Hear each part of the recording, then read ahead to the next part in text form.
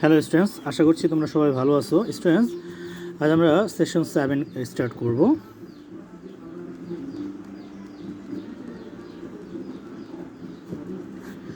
So students, আজকে আমি session 7-এ আমাদের যে টপিক আছে এক্সামে, সেটা হচ্ছে লগারিদম এবং কোয়াড্রেটিক ইকুয়েশন। এই দুটো টপিক থেকে কিছু ম্যাথস করাবো, সেগুলো তোমরা একটু লক্ষ্য করো। সো স্টুডেন্টস দেখো, অ্যাট ফার্স্ট আমি নাম্বার 1 লিখছি। এই নাম্বারটা দেখো, আমাদের অনেক কোশ্চেনটা আছে, সলভ দ্য ইকুয়েশনস। এখানে আমাদের এই নাম্বারের কোশ্চেনটা দেখো, log Y base 243 equals to 5, ঠিক না? সো দেখো আমরা লিখি log Y base 243 equals to 5, ঠিক না? তাহলে আমরা এটা কী লিখতে পারি দেখো, আমাদের ফর্মুলা অনুযায়ী। আমরা কিন্তু এগুলো অনেক ডিসকাস করেছি, ঠিক না, এই ফর্মুলাগুলো। তাহলে Y to the power 5 equals to আমরা লিখতে পারি কি 243, ঠিক আছে? সো দেখো, এখন আমরা 243কে আমরা 3 দ্বারা ডিভাইড করলে 81 পাই। তাহলে এখানে 27 আসে, এখানে 9, এখানে 3, ঠিক না? তাহলে আমরা Y to the power 5 equals to লিখতে পারি কত? দেখো এখানে 1 2 3 4 5টা 3 আছে, ঠিক না? তাহলে 3 টু দি পাওয়ার 5 হবে। সো আমরা ফাইনালি লিখতে পারি ওয়াই ইকুয়ালস টু 3। এটাই আমাদের অ্যান্সার, ঠিক না? আমি আশা করবো যে তোমরা বুঝছো এটা, ঠিক আছে? তো বি নাম্বার কোশ্চেনটা দেখো, log 3 base 5x plus 12 plus log 3 base x equals to 2, ঠিক আছে? তাহলে আমরা বি নাম্বার কোশ্চেনটা লিখি। দেখো log 3 base 5x plus 12 plus log 3 base x equals to 2, ঠিক আছে?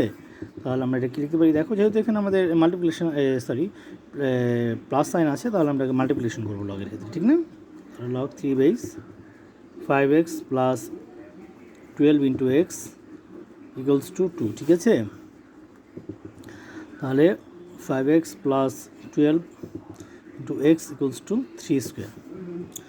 তাহলে এটা কিন্তু আমাদের ফর্মুলা। আমরা কিন্তু এগুলো অনেক আলোচনা করেছি, ঠিক আছে? এগুলো আমাদের অনেক হয়েছে।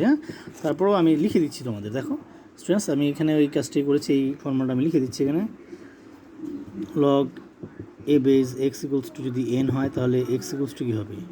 এ টু দি পাওয়ার এন। আমরা অনেক এগুলো ডিসকাস করেছি, ঠিক আছে স্টুডেন্টস? এখানে এই কাজটি করলাম আর কি আমরা, এখানেও করেছি আর কি, ঠিক আছে? এই যে এখান থেকে।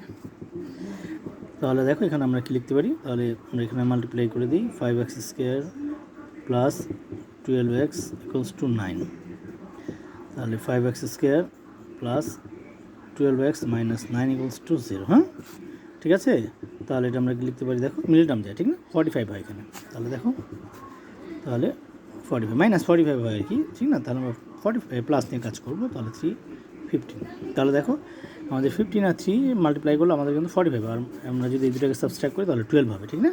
তাহলে যেহেতু এখানে আমাদের লার্জ নাম্বার রেজাল্টেন্ট ভ্যালুরে প্লাস, তাহলে লার্জ নাম্বারের সাথে কী হবে? প্লাস, ঠিক না? 15x minus 3x minus 9 equals to 0, ঠিক আছে? সো আমরা এখান থেকে 5 কমন নিতে পারি, দুটো থেকে 5x, তাহলে x প্লাস 3 হয়, বুঝছো? তাহলে 3x মাইনাস 9 থেকে আমরা মাইনাস 3 কমন নিতে পারি, তাহলে x প্লাস 3 হবে। ওকে, তাহলে আমরা এখানে লিখতে পারি দেখো, x plus 3 into 5x minus 3 equals to 0, বুঝতে পারছো? আচ্ছা, তাহলে এখন আমরা দেখো, সো আমরা কী লিখতে পারি, আমাদের এখানে কী ছিল দেখো, x plus 3 into 5x minus 3, so x plus 3 equals to 0, x equals to minus 3, আর আমাদের এখানে আছে কি দেখো 5x মাইনাস 3, ঠিক না? তাহলে 5x minus 3 equals to 0, x equals to 3/5। Students, আমি আশা করবো তোমরা বুঝছো, ঠিক আছে? তাহলে আমরা সলিউশনটা কী হবে, x equals to minus 3/5। Students, এটা তোমরা অ্যান্সার লিখতে পারতো, এখানে অ্যান্সার লিখে শেষ করে দিতে পারতো। এটা 5 হবে কিন্তু, ঠিক আছে? এবার এখানেও সলিউশন লিখতে পারতো, অ্যান্সার না লিখে সলিউশন লিখতে পারতো, ঠিক আছে? কোনো প্রবলেম নেই। ওকে, অ্যান্সারও লিখতে পারবা, ঠিক আছে? আচ্ছা, সি নাম্বারটা দেখো। সি নাম্বার আমাদের কোশ্চেন আছে কি দেখো, log 4 base 3y minus 5 equals two 2, ঠিক না? তাহলে দেখো log 4 base 3y minus 5 equals two 2। তাহলে আমাদের ফর্মুলা অনুযায়ী আমরা কী লিখতে পারি দেখো, 3y minus 5 equals two 4 square, ঠিক না? তাহলে 3y minus 5 equals to 16, 3y equals to 16 plus 5, তাহলে 3y equals to 21, ঠিক না? তাহলে y equals to আমি কী পাই দেখো আমরা, ঠিক না? তাহলে y equals to 7, ঠিক আছে? এটা তোমরা সলিউশনও লিখতে পারবে, অ্যান্সারও লিখতে পারবে, তোমাদের ইচ্ছা। ওকে, ঠিক আছে। তারপরে দেখো আমরা নাম্বার 2তে চলে যাই। নাম্বার 2তে আমাদের আছে find the exact value of log 6 base 216। তাহলে দেখো আমরা 2 এর 1টা করি। আচ্ছা, আমরা নেক্সট পেজ চলে যাই। দেখো 2 এর এটা দেখো log 6 base 216। তাহলে যেহেতু এখানে 6 আছে, এখানে আমাদের 6 নিয়ে আসতে হবে, ঠিক না? তাহলে কেন নিয়ে আসতে হবে?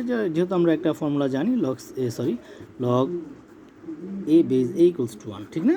ঠিক আছে, এটা মনে রাখবা। হ্যাঁ, ওকে। তাহলে দেখো, তাহলে এখানে আমরা 216কে নিয়ে কাজ করি। 6 দ্বারা ডিভাইড করলে 3, 6 দ্বারা ডিভাইড করলে 6, ঠিক না? তাহলে কী হবে? log 6 base 6 cube. তাহলে 3টা এখানে এসে পড়বে, যেহেতু আমরা এই ফর্মুলাটা জানি। দেখো আমি লিখে দিচ্ছি, মনে রাখবো সবাই। এটা আমি অলরেডি ডিসকাস করেছি অনেক, ঠিক আছে? ওকে, তাহলে3 log 6 base 6, তাহলে 3 into 1 equals to 3, এটাই অ্যান্সার। ওকে স্টুডেন্টস, তাহলে বি নাম্বারটা দেখো। বি নাম্বারে আমাদের কোশ্চেন আছে log 8 base 64।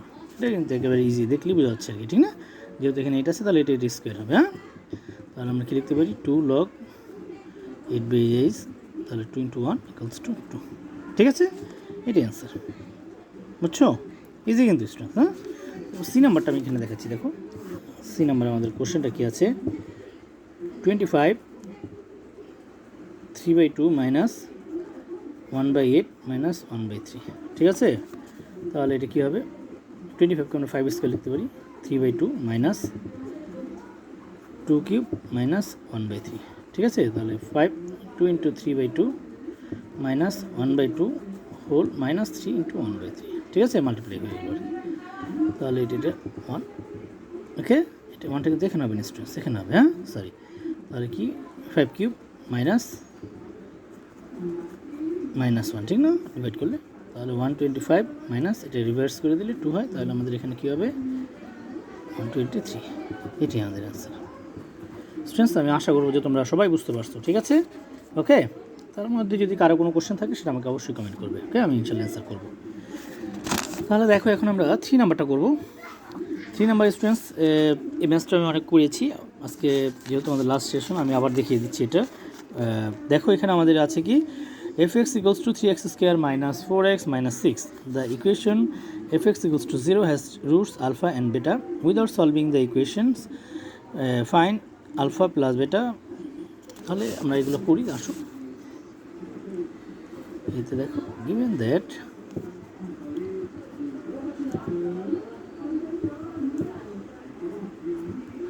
fx equals to 3x square minus 4x minus 6 and fx equals to 0 has, তাহলে স্টুডেন্টস দেখো, has roots alpha and beta, ঠিক আছে? and fx equals to 0, হ্যাঁ, ঠিক না? সো আমরা কি লিখতে পারি? দেখো 3x square minus 4x minus 6 equals to 0। Students, আমি আজকে আবার লিখে দিচ্ছি। আমি এই ফর্মুলাটা অনেক ডিসকাস করেছি, তবুও আজকে লিখে দিচ্ছি যেহেতু ফাইনাল ক্লাস আমাদের আজকে 0। সো তাহলে এখানে আমরা যদি এই ইকুয়েশনটা 2 রুটস আমাদের ধরো 2 রুটস এখানে আমরা কনসিডার করলাম, 2 রুটস আলফা অ্যান্ড বেটা। তাহলে এই সিচুয়েশন আমাদের যেটা হবে, হ্যাঁ, 2 রুটস আমি ধরলাম, 2 রুটস আলফা অ্যান্ড বেটা, ধরো এটা কনসিডার করেছি। তাহলে আমাদের এখানে এটার সাম হবে কি? Alpha plus beta equals to, দেখেন বি আছে, এখানে এ আছে, মানে এক্স স্কোয়ারের কোএফিসিয়েন্ট হচ্ছে এ, বি এক্সের কোএফিসিয়েন্ট হচ্ছে বি। সো আমাদের এখানে হবে minus B by A.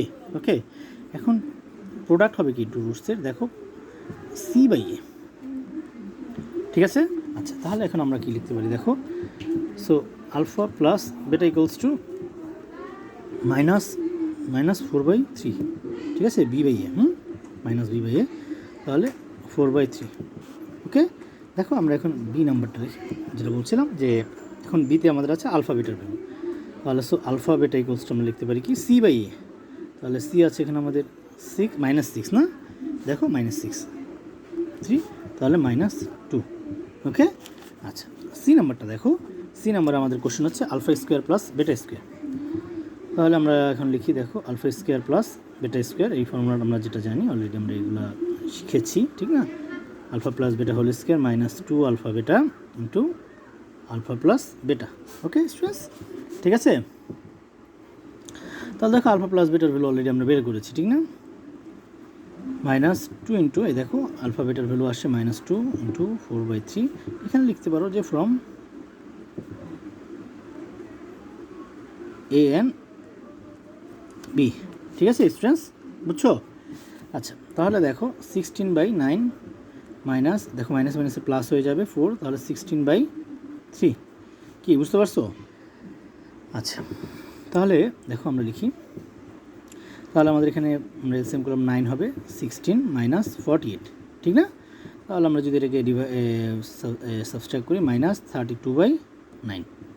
Students বুঝতে পারছো? আমি আশা করি যে তোমরা সবাই বুঝছো এটা, ঠিক আছে। আচ্ছা এটাই আমাদের অ্যান্সার, এই alpha square plus beta square value এটা, ঠিক আছে 32/9। আচ্ছা এখন দেখো আমাদের বের করতে বলছি কি যে আলফা কিউব প্লাস বেটা কিউবের ভ্যালু। আচ্ছা এটা কিন্তু ডি হবে স্টুডেন্টস, হ্যাঁ নাম্বার ডি, ঠিক আছে। আচ্ছা তাহলে ডি নাম্বারটা দেখো alpha cube plus beta cube. তো এখানে আমরা ফর্মুলাটা অলরেডি জানি, সেটা হচ্ছে alpha plus beta whole cube -3 alpha beta into alpha plus beta, ঠিক আছে। তাহলে আলফা প্লাস বেটার ভ্যালু আমরা দেখেছি যে আসছে 4/3, তাহলে হোল কিউব -3 আলফা বেটার ভ্যালু -2 আসছে, আর এটা আসছে 4/3, ঠিক আছে। আমরা এখানে লিখে দিতে পারি ফ্রম A and B, ঠিক আছে। বুঝতে পারছো তোমরা স্টুডেন্টস? আচ্ছা তাহলে দেখো এখানে আমরা লিখবো 64/27 আসবে, ঠিক না। তাহলে কত হয় এটা দেখো, প্লাস হয়ে যায়, ঠিক না, মাইনাসে প্লাস, তাহলে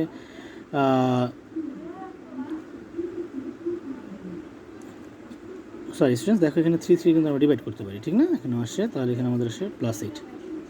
ওকে স্টুডেন্টস বুঝতে পারছো? স্টুডেন্টস আমি লাইনটা কেটে দিলাম, ভালোভাবে লিখি আমি। তাহলে 64/27, দেখো এই 3 আর 3 ডিভাইড গেলে তাহলে এখানে +8 থাকে, তাহলে 64 প্লাস এখানে 27 ইন্টু 8 কত আসে দেখি আমরা, 27 ইন্টু 8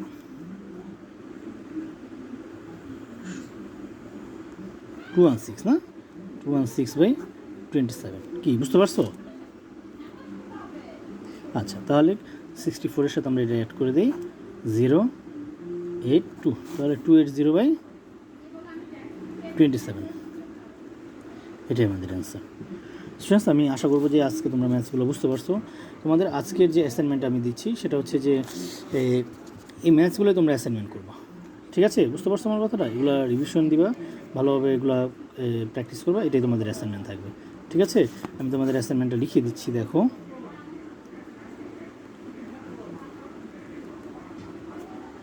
এটা অ্যাসাইনমেন্ট না, প্র্যাকটিস দিয়ে দিলাম আজকে তোমাদের, ঠিক আছে। প্র্যাকটিস